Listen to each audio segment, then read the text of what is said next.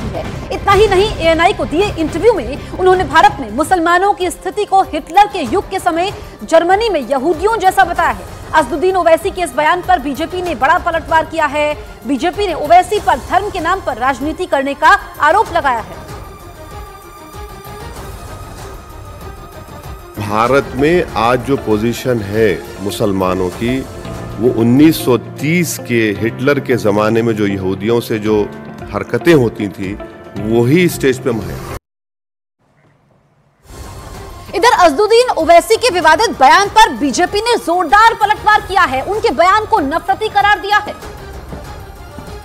सारी देश में हिंदू है, मगर जो रिजर्वेशन है, रिजर्वेशन के बारे में भारतीय जनता पार्टी जो हाईकोर्ट का जजमेंट है अनकॉन्स्टिट्यूशनल है, यही प्रधान होना था। हिटलर कौन था? निजाम। बड़ी खबर देश की राजधानी दिल्ली से मिल रही है, वो आपको बता दें। कनॉट प्लेस में लावारिस बैग मिला है। इस बैग की फिलहाल जांच की जा रही है। ये बड़ी खबर दिल्ली से। कनॉट प्लेस VIP एरिया है। ये व्यस्ततम इलाका, मार्केट, जहां पर तमाम जो दिल्ली वासी हैं वो शॉपिंग के लिए पहुंचते हैं। देखिए, आप एरिया को घेर दिया गया है। यहाँ पर एक लावारिस बैग मिला है। अब इस बैग में क्या बॉम्ब तो नहीं है? क्योंकि जब भी कोई लावारिस बैग मिलता है तो सबसे पहला अंदेशा जो आसपास लोग होते हैं उन्हें यही होता है। न्यूज़ 18 इंडिया के आनंद तिवारी मेरे साथ जुड़ गए हैं। आनंद, अभी क्या जानकारी है लावारिस बैग को लेकर? जी देखिए, करीबन आधा घंटा पहले की ये सूचना है, जब दमकल विभाग को एक कॉल मिली थी कि एक लावारिस बैग जो है वो एन ब्लॉक मार्केट में कनॉट प्लेस में रखा हुआ है, जिसके बाद वहां पर कर्डन ऑफ कर दिया गया है। वहां पर लोकल पुलिस मौजूद है, दमकल की गाड़ी मौजूद है और अभी जो SOP हैं, जैसे कि बट को बुला के उसकी जांच कराई जाती है बैग की, वो कराई जाएगी और SOP होने के बाद ये क्लियर हो पाएगा कि इस बैग में क्या कोई संदिग्ध है। लेकिन जो अब तक, लेकिन पुलिस पूरी तस्दीक कराएगी, पूरी बारीकी से जांच कराएगी इस बैग की। उसके बाद ये साफ हो पाएगा कि ये लावारिस बैग आखिर किस मकसद से यहाँ पे रखा गया, कि या किसी राहगीर ने इस बैग को यहाँ पे छोड़ा या कोई शरारती तत्व की ये साजिश है। यहाँ पर एक पैनिक फैली, जैसा कि हमने देखा कि हाल ही में जो ईमेल भी जो मिले थे और उसके बाद एक मॉक ड्रिल भी जो है वो बड़ी NSG ने की थी दिल्ली में, और अब ये बैग मिलना लावारिस। तो इस मामले की जांच लगातार दिल्ली पुलिस कर रही है और जब तक ये संदिग्ध बैग की तलाशी नहीं ली जाती है और तमाम SOPs पूरी नहीं होती, उसके बाद ही ये क्लियर हो पाएगा कि बैग में क्या वाकई कोई संदिग्ध सामान है या किसी का लावारिस बैग है ये। ठीक है, बहुत शुक्रिया आनंद तमाम जानकारी के लिए।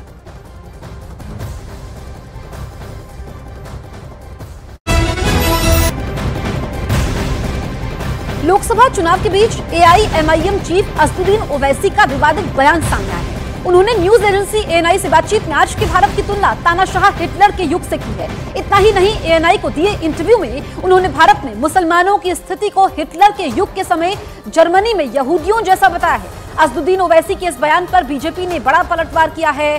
बीजेपी ने ओवैसी पर धर्म के नाम पर राजनीति करने का आरोप लगाया है। भारत में आज जो पोजीशन है मुसलमानों की, वो 1930 के हिटलर के जमाने में जो यहूदियों से जो हरकतें होती थी वही स्टेज पे है। इधर असदुद्दीन ओवैसी के विवादित बयान पर बीजेपी ने जोरदार पलटवार किया है। उनके बयान को नफरती करार दिया है।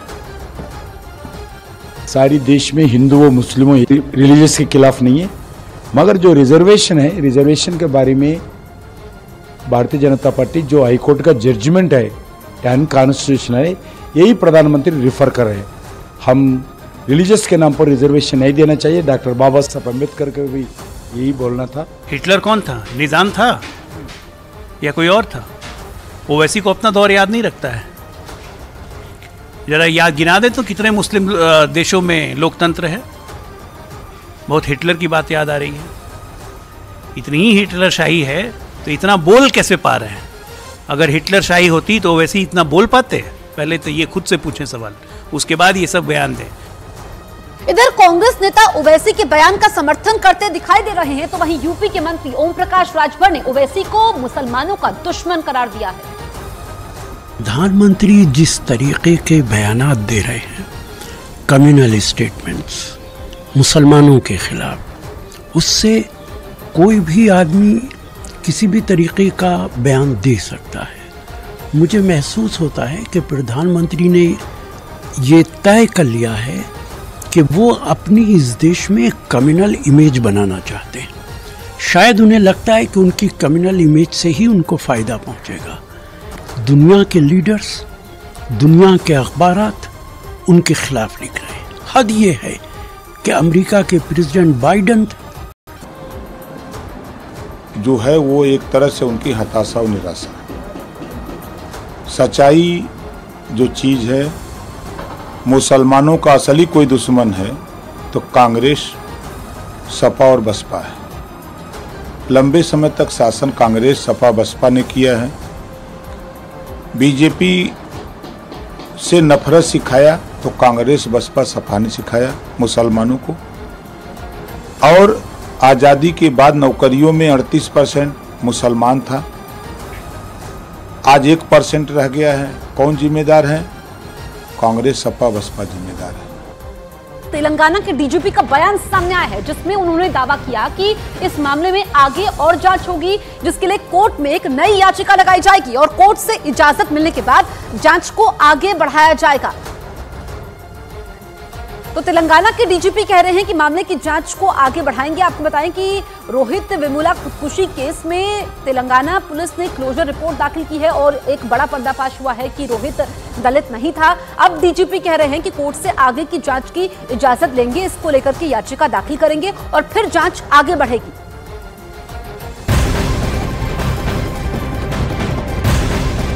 तो रोहित वेमुला खुदकुशी केस में पुलिस की क्लोजर रिपोर्ट में बहुत बड़ा पर्दाफाश हुआ है। पुलिस की क्लोजर रिपोर्ट में दावा यह है कि रोहित वेमुला दलित नहीं थे, उनकी मां ने उन्हें एससी का सर्टिफिकेट दिलवाया था।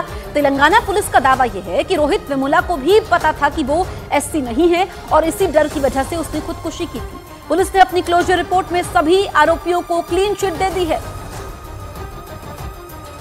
तो साल 2016 में तेलंगाना यूनिवर्सिटी के छात्र रोहित वेमुला ने खुदकुशी की थी और अब इतने सालों बाद पुलिस ने क्लोजर रिपोर्ट दाखिल की है। असली जाति उजागर होने के डर से आत्महत्या की है, ये क्लोजर रिपोर्ट में लिखा गया है।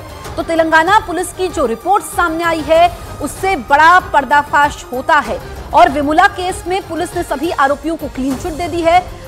तेलंगाना हाईकोर्ट में तेलंगाना पुलिस ने यह क्लोजर रिपोर्ट दाखिल की। तो रोहित वेमुला सुसाइड केस में पुलिस की क्लोजर रिपोर्ट दाखिल होने के बाद अमित मालवीय का बयान सामने आया है। अमित मालवीय ने ट्विटर पर पोस्ट किया, उन्होंने लिखा कि रिपोर्ट में कहा गया है कि रोहित दलित नहीं था और सत्य की ही जीत होती है। ये अमित मालवीय ने ट्वीट किया है। रोहित वेमुला मामले में अमित मालवीय का बयान सामने आया है। बीजेपी नेता अमित मालवीय ने सोशल मीडिया प्लेटफॉर्म एक्स पर लिखा कि अंत में सत्य की ही जीत होती है और ये भी लिखा है अमित मालवीय ने कि रोहित दलित नहीं था, ये साफ हो गया है। तो तेलंगाना पुलिस ने जो क्लोजर रिपोर्ट दाखिल की है और उसके बाद सभी आरोपियों को क्लीन चिट भी दी गई। अमित मालवीय केस में पुलिस की क्लोजर रिपोर्ट सामने आने के बाद हैदराबाद में जमकर विरोध हुआ। एनएसयूआई से जुड़े कार्यकर्ताओं ने हैदराबाद यूनिवर्सिटी के सामने विरोध किया।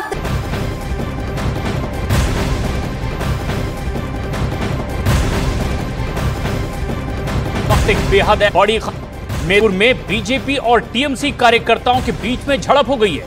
ये झड़प बीजेपी उम्मीदवार अभिजीत गांगुली के नामांकन की रैली के दौरान हुई है और ये तस्वीरें आप देख रहे हैं किस तरह से बीजेपी और टीएमसी के कार्यकर्ता आमने सामने आ गए।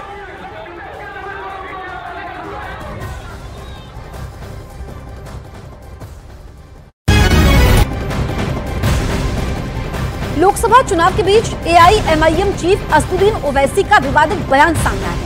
उन्होंने न्यूज एजेंसी एएनआई से बातचीत में आज के भारत की तुलना तानाशाह हिटलर के युग से की है। इतना ही नहीं, एएनआई को दिए इंटरव्यू में उन्होंने भारत में मुसलमानों की स्थिति को हिटलर के युग के समय जर्मनी में यहूदियों जैसा बताया है। असदुद्दीन ओवैसी के इस बयान पर बीजेपी ने बड़ा पलटवार किया है। बीजेपी ने ओवैसी पर धर्म के नाम पर राजनीति करने का आरोप लगाया है। भारत में आज जो पोजीशन